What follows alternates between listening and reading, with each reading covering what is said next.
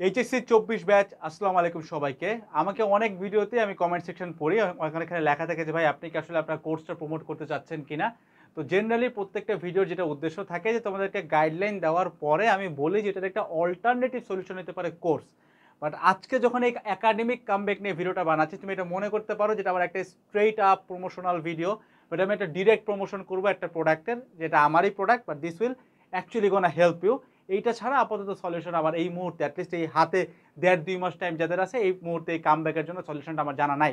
সেটা তুমি চিন্তা করতে পারো, এটা একটা পুরো রাফ প্রমোশনাল ভিডিও, আগেতেই বললাম। না দেখতে চাইলে চলে যেতে পারো। তো প্রথম প্রশ্ন হচ্ছে গিয়ে ভাই যে take the challenge at first, ঠিক আছে? আমি কোন একটা জায়গায় ভিডিও দেখছিলাম, এরকম একটা কোন জায়গার চ্যানেলের নামটা আমি কিছুই মনে নাই, যে 3 মাসে একাডেমিক কামব্যাক নাকি কখনোই পসিবল না করা।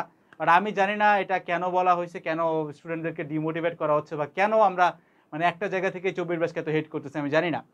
বাট আমার কাছে মনে হয়েছে যে না, কামব্যাক করা যে কোনো দিন যে কোনো সময় পসিবল, ঠিক আছে? আমার যদি র্যাঙ্ক ঢাবিতে 4000-এর বাইরে আসতে পারে আর এক্স্যাক্টলি 7 দিন পরে আমি বুয়েটে সিভিলে চান্স পাইতে পারি, তাহলে আমি মনে করি যে কোনো স্টুডেন্ট এটা করতে পারে। আমার যদি মডেল টেস্টে 100-তে 37 আসে, লাস্ট মডেল টেস্টে আমার মাত্র জাস্ট 2 সপ্তাহের ব্যবধানে 95-96 আসতে পারে, সেন্ট্রালে আমি টপ 3-তে যেতে পারি। আমি বিশ্বাস করি প্রত্যেকটি স্টুডেন্ট কামব্যাক করতে পারে, এবং হয়তো রেশিওটা 1000-এর মধ্যে একজন, 1000-এর মধ্যে 4 জন, 1000-এর জন্য 5 জন, ঠিক আছে?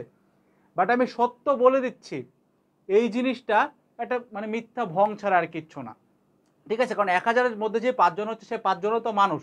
তো হাউ অ্যাবাউট আমি ওই 1000-এর মধ্যে 995 না হয়ে ওই 5 জনই হই, তাইলেও তো হয়। তো এই 5 জন হব কিভাবে? সেটা হচ্ছে গিয়ে যারা তোমাকে ডিমোটিভেট করতেছে তাদের কাছে হয়তো রিসোর্সটা নাই। I have the resource. রিসোর্সটা কি ভাই? Take the challenge, straight up promotion. Description বক্সে 2টা ক্লাস আমি আবারও রাখছি, স্থির তড়িৎ, চল তড়িৎ। তুমি 2টা দেখে শেষ করবা। এরপরে এই তড়িৎ রিলেটেড মানে ধারক সার্কিট সমবায় বলো, বেসিক সার্কিট বলো, কারেন্টের বিল বলো, হিটার কাইটা অর্ধেক করে ফেলাইছে বলো, তারপরে বিভব শক্তি নিয়ে কাজকর্ম যত ডিটেইলডে হয় এখান থেকে শুরু করে বেসিক জিনিস থেকে শুরু করে পুরোটা গুছাইছি কিনা এটা একটু তুমি দেখো। অ্যান্ড অলসো এই জিনিসটা আমি কতটা স্ক্র্যাচ থেকে শুরু করে প্রো পর্যন্ত নিছি এই জিনিসটা একটু তুমি দেখো, যে তুমি দেখবে যে তুমি একদম জিরো, কিচ্ছু জানো না, স্থির তড়িৎ চলতড়িতের তো জানো না, কিচ্ছু জানো না। বাট তুমি দেখবে এটা শেষ করার পরে একদম কমপ্লিটলি অ্যাডভান্সড একটা লেভেল পর্যন্ত চলে যাবা। আর আরেকটা লাইন তুমি মনে রাখো, আমার খুব অনলাইন একজন পার্সোনালিটি এটা অনলাইন একবার বলছিল যে if you can make $1 and then make it million times so you are a millionaire. সে লাইনটা হচ্ছে এটাই, যে দেখো তুমি যদি ভাই একটা চ্যাপ্টার করতে পারো, if you can do one you can do the rest, ঠিক আছে? তো এটা কি ভাই, কি করব? ডেসক্রিপশন বক্সে যাবা, কোর্স কিনতেও হবে না।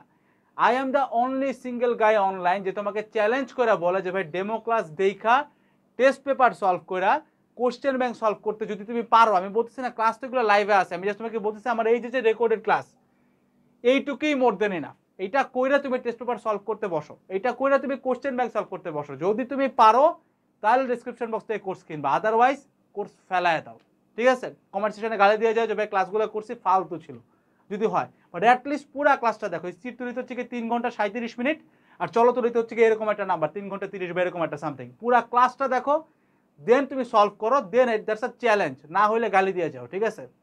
দেখা হচ্ছে সরাসরি ডেমো ক্লাসে। আসসালামু আলাইকুম সবাইকে, টাটা।